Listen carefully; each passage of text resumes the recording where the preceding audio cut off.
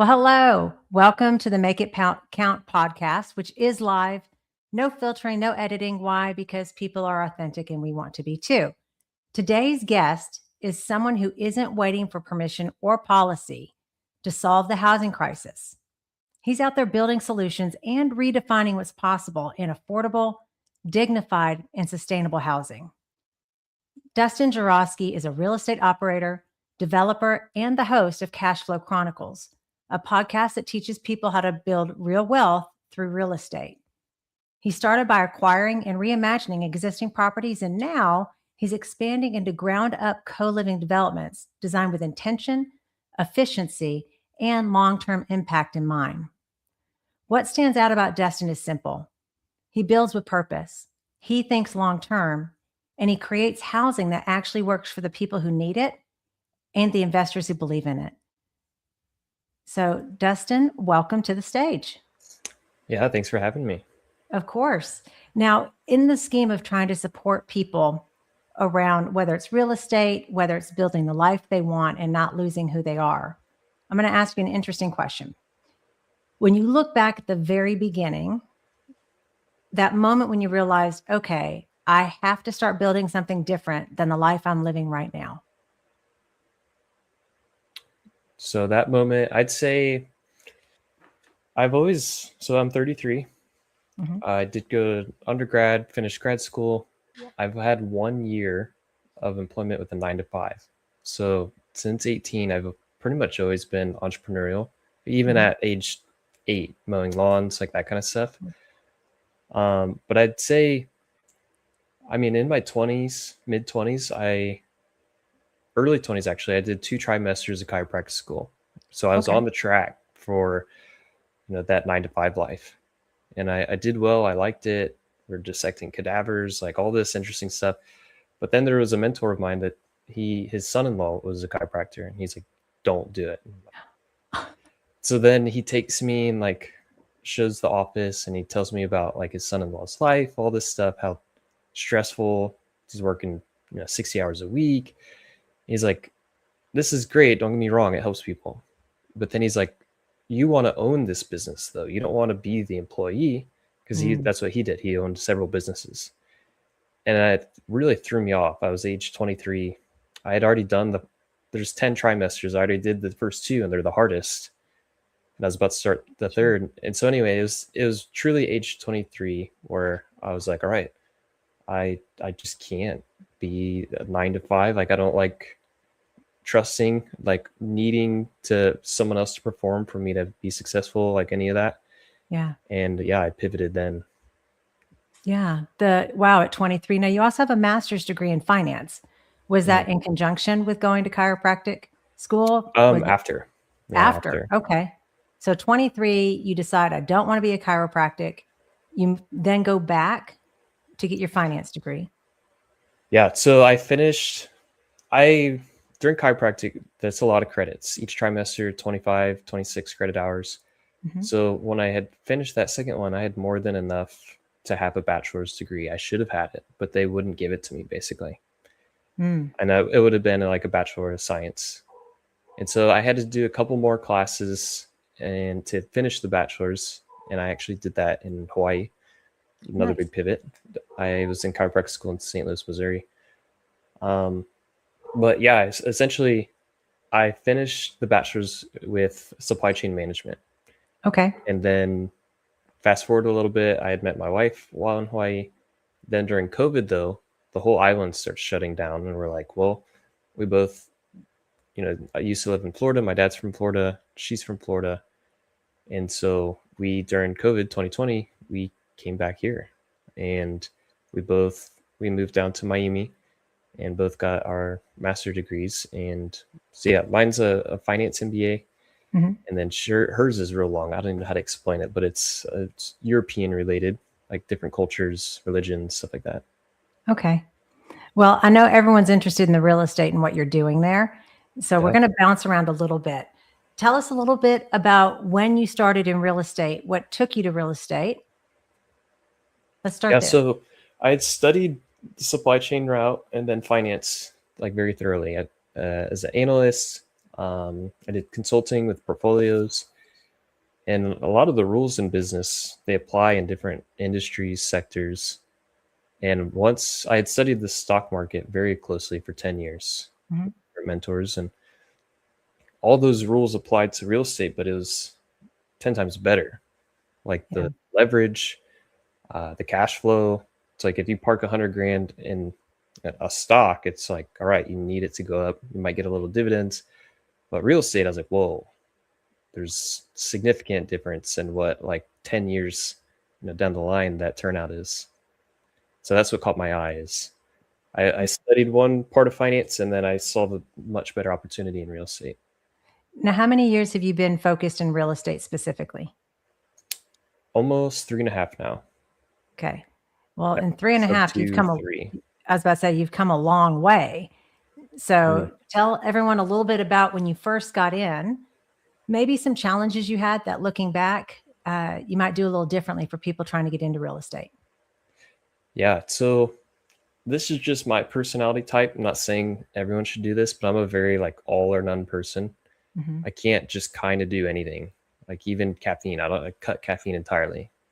Um, so when I jumped into real estate, it was head first.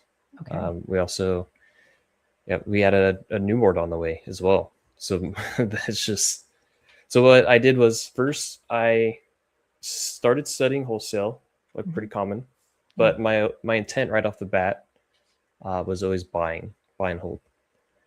And so simultaneously, I, you know, I joined Sub 2, and I, went through all that material as fast as I could, and made it the priority to buy. And then as a result, there were deals, like solid deals, but didn't fit our buy box perfectly, my business Mhm. partner and I. And then I just wholesaled them casually, and then it snowballed. Hmm. So I think that helped a lot. My intent always being buy and hold, and then it helped just keep a path that like compounds. Because Sure. if it's always wholesale from the beginning, it's like it doesn't really fix the root problem. Like you're not building long-term wealth or cash flow or anything like that. Yeah, that's what Pace likes to call today money, right? If you Mhm. wholesale, that's today money. If you're buying and holding, you're building out your portfolio, you're building long-term wealth and Yeah. assets. Now, you mentioned it snowballed. Tell us a little bit about what you mean by that. Yeah. So, the first 3 months in sub two, I'm just every day, 8, 9, 10 hours a day. That's all I'm doing, whether it's Mhm. learning, networking, applying or trying to apply, like talking to agents, sellers.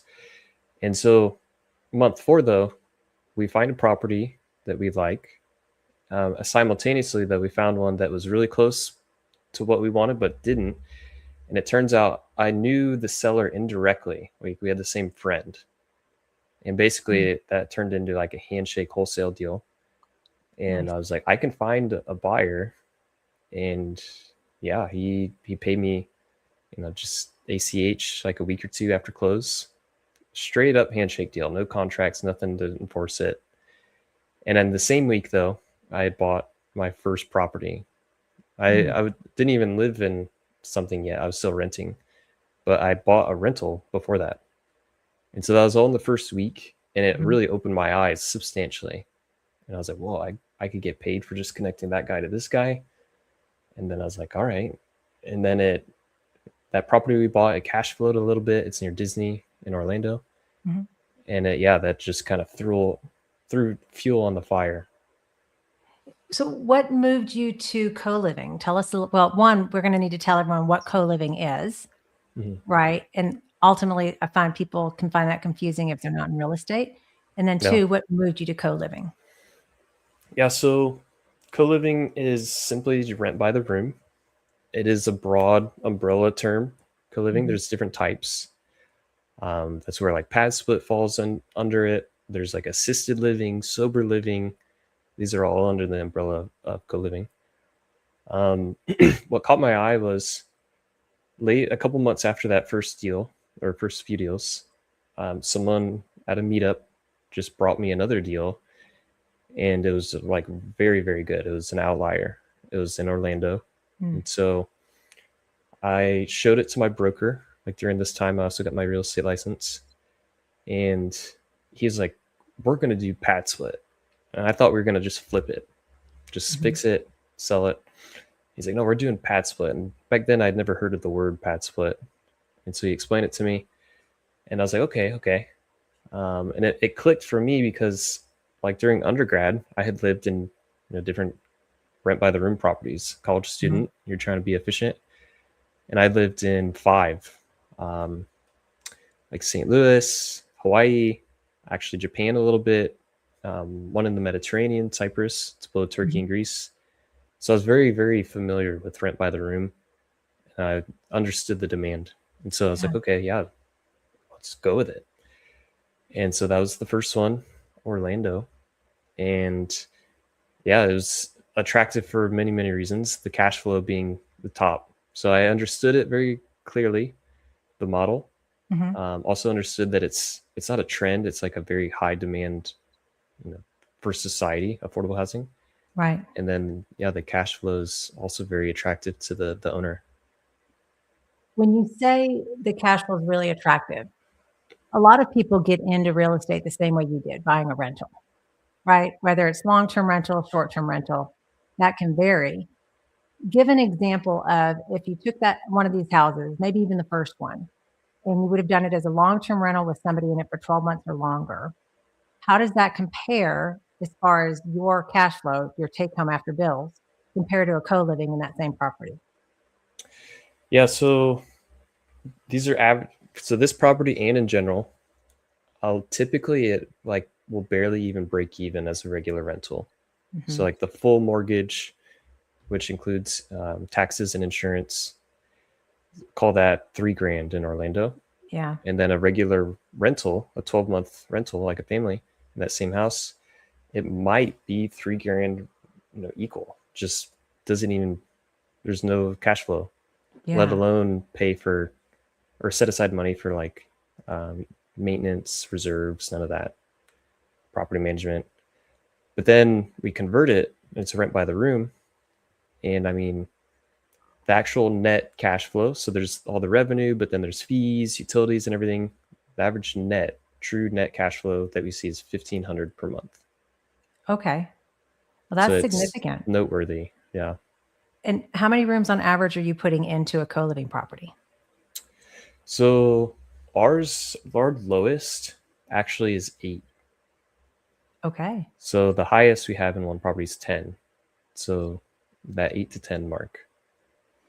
Now I know there's also some different styles of co-living, and you are what we kind of consider the co-living king. And I realize you have a team. Did you and Tracy meet when you lived in Hawaii, or is that just happenstance that she's in Hawaii and just coincidence? That's so cool. When you think about the properties, there are co-living where they focus specifically on bedrooms only with like a kitchen, a little bit of a common area. But I believe Tracy was sharing you all are actually building out community spaces in them. So a couple things. She's doing her, she just moved to Hawaii, right? And so, or back to Hawaii. So she's doing her own endeavors in co-living. Okay. And then we're doing just what we've been doing. We do the pad split model, which isn't shared space. Okay. And I personally lean towards that because I guess a couple reasons, especially in undergrad, like I would, people fight over the living room. It's like, why does Tom get the TV and the couch Monday, Tuesday, Wednesday? Like just that kind of stuff. Yeah. And so I personally didn't go the community route because it's like, there's all these new variables. It's like a higher level of property management that needs to be in place or something. And then B, my goal was scalability. And so like with pad split, you can scale. It's simple. Like in our org chart, like our team, the way we run it is there's pad split who sources the tenants, and they pay a lot on marketing, PPC, all that. And then we also hire a property manager. So once the people they live in it, then the property managers running the day to day. And then on our team, the next level is an asset manager, who's the point of contact for all the property managers. Okay. So there's these 3 filters or layers before it gets to the core team that we have. Mm-hmm. And yeah, we gravitated towards that because it's scalable. Our goal as a team collectively is 250 rooms in about and that's not our own portfolio, like just together. Right. 250 rooms about 16 months from now is the target. And pad split, we like reverse engineering. Okay, here's all the things that can happen, who we need to hire, and it just, yeah, nice and simple, minimal shared space. What I love about that, what you're saying. So the first co-living property that you did, right, in Orlando, how long ago was that? We bought it almost 3 years ago. It's been live 2 years. And that was a modification, right? That was a beast of a project. It was a foreclosure. We had to move them out. Well, we had to buy a trailer, rehab the trailer, and then help them move out. And then we had to rehab the whole house. It was like several layers. It was wild. No doubt. Now, you mentioned wanting to own 250 doors. If you look at whether it's the one that you all do collectively or yourself, what's the door count you're at currently? Yep. So our team, because at this point I don't buy outside of our team. Mm-hmm. That way I can just like focus on my one lane. Sure. So our team has 50 total. We're doing actually a capital raise tomorrow for a 20 bed, 20 bath. So that'll put us at 70 when that goes through. On my own, I have 3 co-living property. No, we're converting one. So we have 5 co-living property outside of that team. 2 of them are on pad split. The others, we have just individual property managers, but probably converting those either to pad split or just regular rentals. Mm-hmm. But yeah, we're very dialed in on Houston new construction. Like, I don't know if you know Houston, there's this little loop, the bullseye, the 610. Mm-hmm. And we're like laser focused on there. Inside the 610, I take it? Mm-hmm. Yeah, that's going to be sort of that uptown, downtown areas. It all fits kind of right there in the 610. Yeah, I've spent a good amount of time down there. Yeah, the one that we're doing, our race tomorrow, it's the 2020, and it's not quite northwest of in the 610. Mm-hmm. I don't remember what they called it, but it's definitely like the growing part. Sure. It's like smack dab in the middle, and then just a little bit to the west. So it's on the outskirts of that, like, this expanding pocket. Well, and you said something earlier I don't want to gloss over, because I think it's really important. You talked about having an org chart. Mm-hmm. And you and I originally met in a real estate group that we're part of, right? We met in Owners Club. And whether it's an Owners Club or any of the other real estate communities, the thing that tends to stop people from being able to scale is that they don't put systems and processes in place. Yeah. Right? As you look at, and clearly this is your background, numbers are your thing. How did you all decide the system that you laid out, such as your org chart would have you? Yeah. So if you visualize it with me, at the very top, we have the owner's box, and that there's a couple of us in there. At the moment, there's just 2 of us in there, but we are going to be expanding it to the team. So it's more of like a voting structure. And then below that, we have the visionary, who is actually the guy that got me into real estate.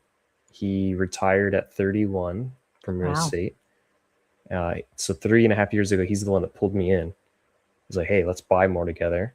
So he's the visionary, because that's the more like big picture problem solving. Like, he alone has 50 properties, and then 90% of them are paid off. So like, we're like, all right, if that's our anchor, right? He has the most experience. So then next below him is our integrator, and her name's Emily. I've done a lot of wholesale deals with her, and that's how we just naturally clicked. And so that's how we found her. It's like, hey, Emily, do you want to try one of these deals? Yeah. And so then under her, we have different departments. Like I'm capital raising, and then I also do the underwriting. So technically I'm both too. We have marketing, who handles like our CRM, social media, our Facebook group, all that. The third is our operations manager / TC, which actually is also Emily. Okay. And then there's two more. There's our CFO, who's Rhonda, and she's done that for years. And so it just made sense. Like, hey, we have to pay out, quarterly or 60 days on all these properties. Someone needs to watch that like a hawk. Right. So that's Rhonda. And then lastly is the property. It's LD again. So the visionary, he's also the project manager because he has done over 50, 60 rehabs. So he's the one that's watching whether it's our new construction or rehabs, all of that. He watches it very closely. And then there's some sub departments below that. Like we have an amazing VA in the Philippines that helps marketing. But yeah, it's mostly, to get to your question, is people I've worked with or known in some capacity for at least a few years. Yeah. And so it was like we've already made money together, and it's like, hey, let's check this out. What's interesting when you said that the visionary retired at 31, I think I've met this visionary. So even though he retired from real estate, does he not do boots on the ground on projects? Yeah, and it's the phase of life where it's like two things. He really likes it, but the second is we do free office hours and stuff like that, where it's his way of giving back. And like he said, he gets a lot of fulfillment by helping people learn from his own mistakes and just hopefully helping them skip a lot of them. Why I asked you specifically to join me for literally the first episode of Make It Count podcast is because you are so freaking humble, right? I think culturally in our community, one of the things that I really love is it's not about what we do, it's about who we are, right? And if you think about as humble as you are, what are the things that keep you anchored while you're building something like this? Because this is pretty big. So in my young 20s, I was actually incredibly arrogant, very arrogant. I've not met him. And I just learned it's blinding. Like in certain cultures, religions, you hear it called, it's what's called a pride cycle. Okay. And it's this pattern where you work hard, you get good at something, but then you get really good at it, and then you start, instead of your mission being, okay, I want to help my family, I want to help others, I want to serve others, it's I want to be the best, I want to be better than everyone. And I've seen that pattern in my own life, especially years ago, but then it's everywhere. You see it in a lot of people. And if the mission changes from being like ours is affordable housing, like my current mission is helping our team essentially retire. But if it were to change to it's all about Dustin, I know it would crumble. So if anything, I'm like, I don't want to use the word paranoid, but any time I feel that I'm going towards that cycle of like, all right, it's all about me, then I really try to pull back and like, all right, try to recenter, like who is this helping? Like in our deals, our 2020, we were thinking about all the people that benefit. So obviously 20 tenants, obviously our team, but then it's like, all right, all the contractors families, the subcontractors, the title company, all the people that made the materials. And it's like, when you really think about it, hundreds of people. So basically just staying focused more outward and minimal inward is what I try to do. What are the things you do outside of real estate that just sort of keep you holistically in the space that you want to be in? Let's see. I try to keep a good blend of like, try to grow intellectually. Like I love self-development. I think that's massive. It's the cheat code. Yeah. So I study a lot of different like psychology, just ways to improve. I've done a variety. I love physical activities like sports. I couldn't play today because I got some injuries, but I play basketball in the mornings, like Okay. weightlifting. I've done a variety of races. I try to keep a good, well-rounded exposure of life.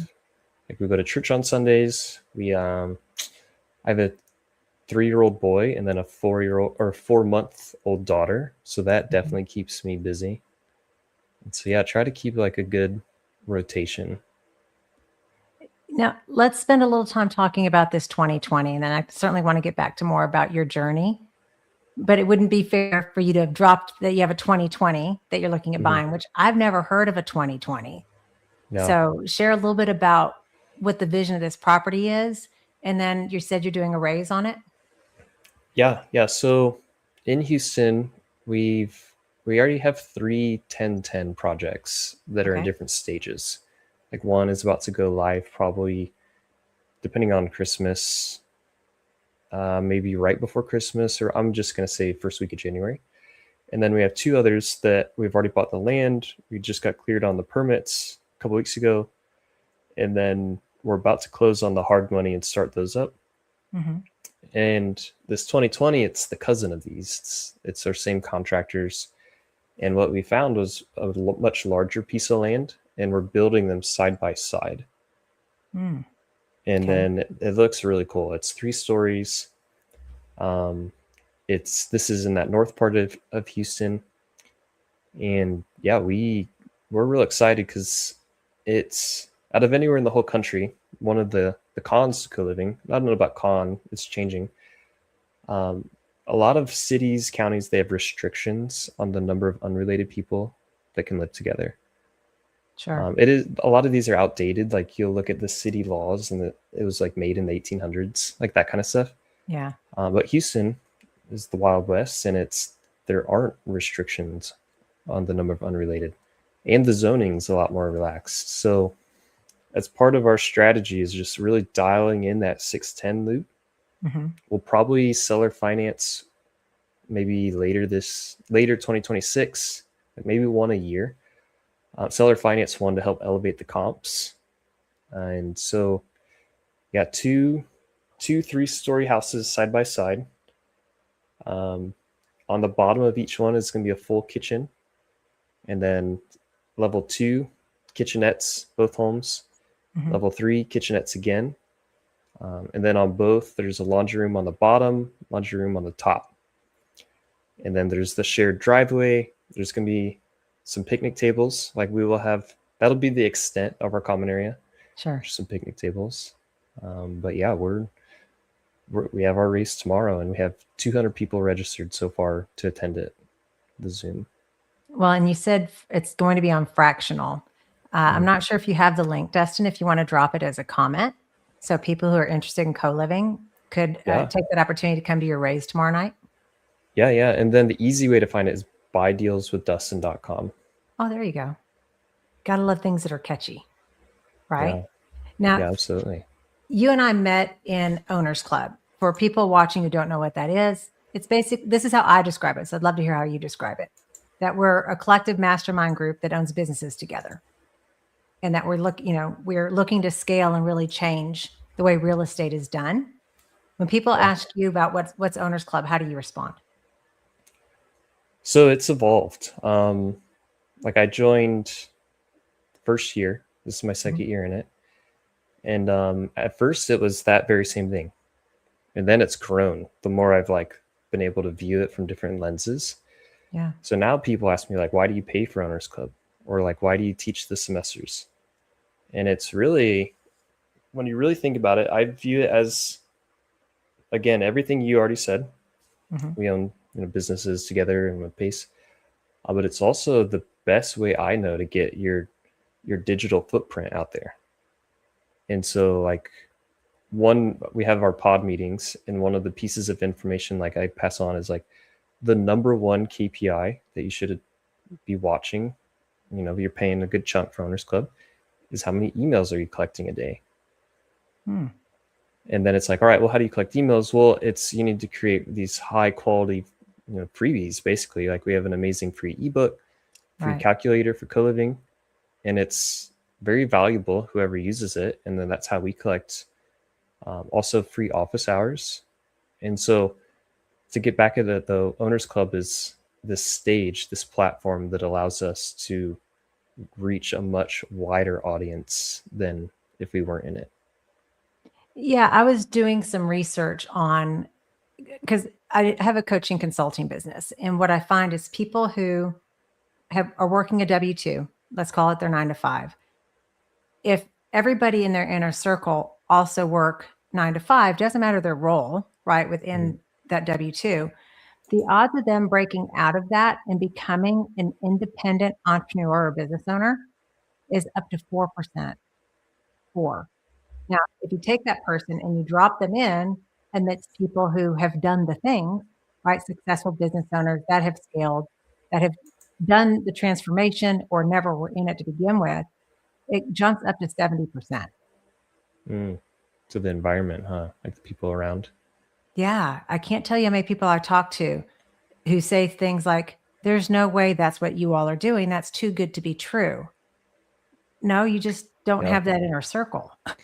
And it's yeah, I love it. Like there's people I've met first year and second year where it really makes you raise your standard, like when you interact with them. Like there's one guy in our community owners club that he makes $50K a month and owns mobile home parks, and he's maybe 2 years older than me.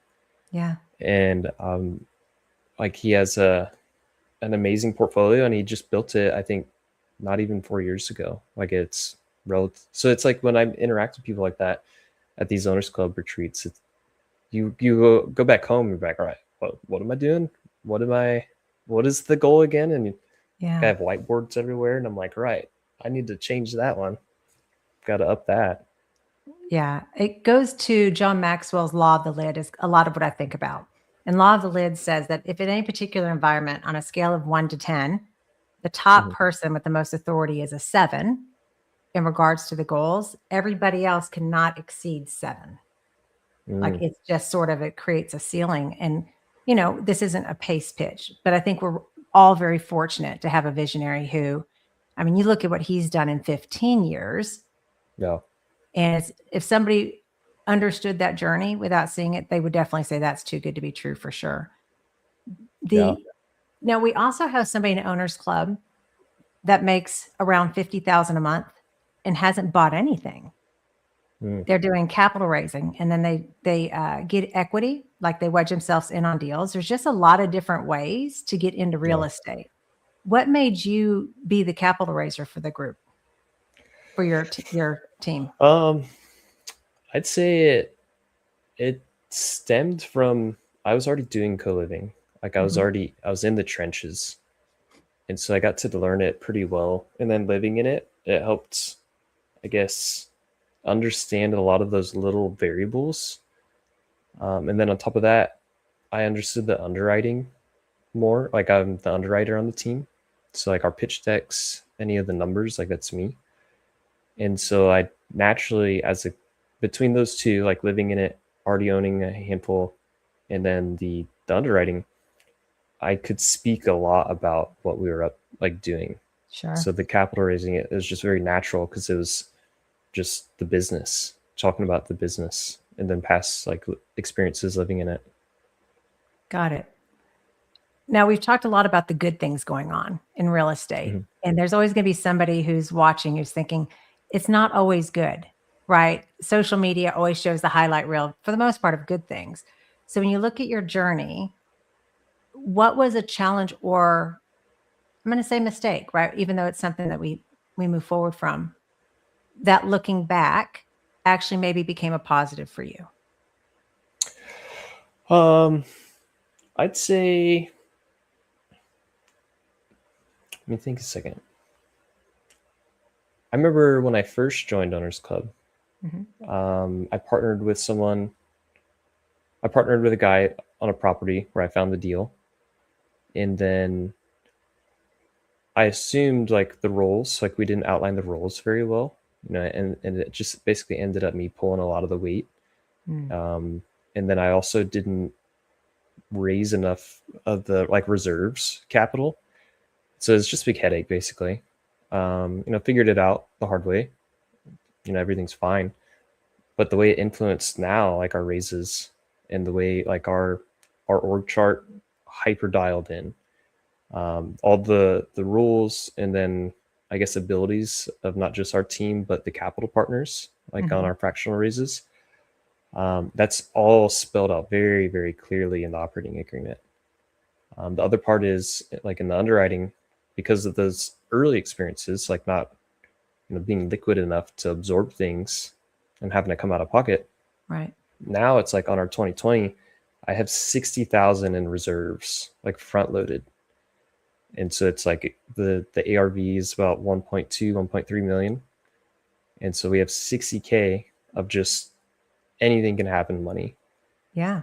And then on top of it, the way I calculate the DSCR ratio, like when we refi, I build another safety net. And instead of like, you'll hear lenders say, oh, I can give you 80%. You pull all this money out. Like I just put the assumption that we're doing like 65% LTV.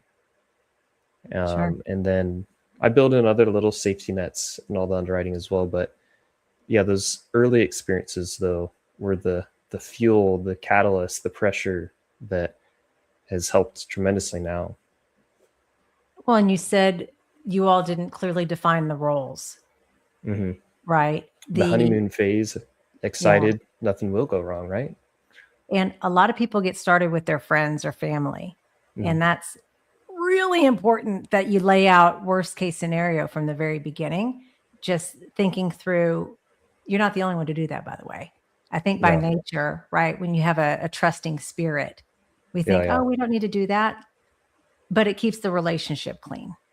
Yeah. Right. Okay. Yeah. So now that operating agreement it's clear. Now this is going to be more for about you. When the time comes that you've done what you want to do in real estate and your kids or grandkids, maybe they came back and watched this exact interview. What is it that you'd want them to walk away with clearly? I would say imperfect, consistent action is 100 times better than waiting for everything to be perfect and then acting. So like Dan Martell, I think he says like if you're operating at 80% and you're not trying to make everything perfect before you do something, I'd want to pass that along where it's like, hey, mistakes are going to happen. It's impossible for things not to go wrong, but it's like, as long as you're moving forward, progressing and taking consistent daily action, that's the true secret sauce, whatever it is, whether it's real estate or anything. Well, and that's such great parenting advice too, right? I mean, you think about the pressures as parents sometimes we can put on our kids, make perfect grades, do all these things. That makes it difficult for them to accept I should make mistakes, because if I'm not making mistakes, I'm actually not growing. Yeah, it's like a signal, right? Like if you're not making mistakes, it's like, are you really even doing anything? Right. Agreed. All right. Last question, and then we'll start to wrap up. What's something you believed 5 years ago that you absolutely do not believe anymore? Some sort of a belief that you have since proven to be false. 5 years ago, I thought I had to have my own money to buy real estate. Now it's the 180. It's not only is it, use other people's money to buy real estate. Now it's like I get paid to buy real estate. And so 5 years ago, I had no idea about that at all. Like on ours, it's an acquisition fee. Like it helps our team, and it's completely normal. Like on legit operating teams where, 2, 3, 4, even 5%, all depends on the deal, right? But that was a complete paradigm shift. Like, okay, getting paid to buy real estate with, raising capital. Well, and you're giving people, when we talk about raising capital with fractional, they don't have to be accredited investors. So the way, this is my opinion, I'm going to leave with that. The way it's designed in our country is only the wealthy are believed to be the ones who can invest in real estate. That's why they put all of the securities and the regulations around it. And they have to have X amount of, net worth already. And fractional has really allowed people to get involved in real estate. It's not just for the wealthy. What's going to be the minimum amount that you're wanting on this 20 bedroom, 20 bathroom that you all are building? Yeah. So the minimum is 10K per investor. And then we're raising 550K. And then we have some cool perks for like the first people that, bring in 20, like we're going to fly them out to Houston with us, do a big portfolio tour. Yeah. Some unique stuff like that. But yeah, 10K minimum, 550 total. And that's crazy, right? So they can actually be co-owners, if you will. Are you doing that? Are they becoming co-owners or? Yeah. We're purposely putting them in the operating agreement for, it's safer for them. But what's really cool is this helps them qualify, it builds their resume for their own new construction loans down the road. Sure. Because that's the hardest part to get a new construction loan is you need experience, but it's like, well, how do you get experience? Right. And so this is like a cheat code in a sense of they are on the HUD and it knocks one of those boxes for them. That is so great. Dustin, I really appreciate you taking the time. If there's anything, we've got a mix of people who are in real estate and ones that aren't in real estate. So it's a wide band of people. What do you want to leave them with specifically in regards to, because you've been building wealth, you mentioned how much the one person's making. Well, you're not far off that either. You just do it in different spurts versus it being every month, right? Because you have to build and then. Yeah. I would say just whether it's on like your Google Calendar or whatever, 30 minutes a day, like no distraction, set a timer, whether it's real estate, whether it's exercise, reading, whatever, 30 minutes a day. And you do that for like 3 months, you're going to be in that like top 10% of whatever that subject is. Exercise, different story, but in terms of like learning and skill set building, like you can truly master something a lot faster than people think, just that consistency. That's great. Dustin, thank you. We appreciate it. We'll check in on comments too, but we'll see you all for the next episode too. Yeah, thank you for having me.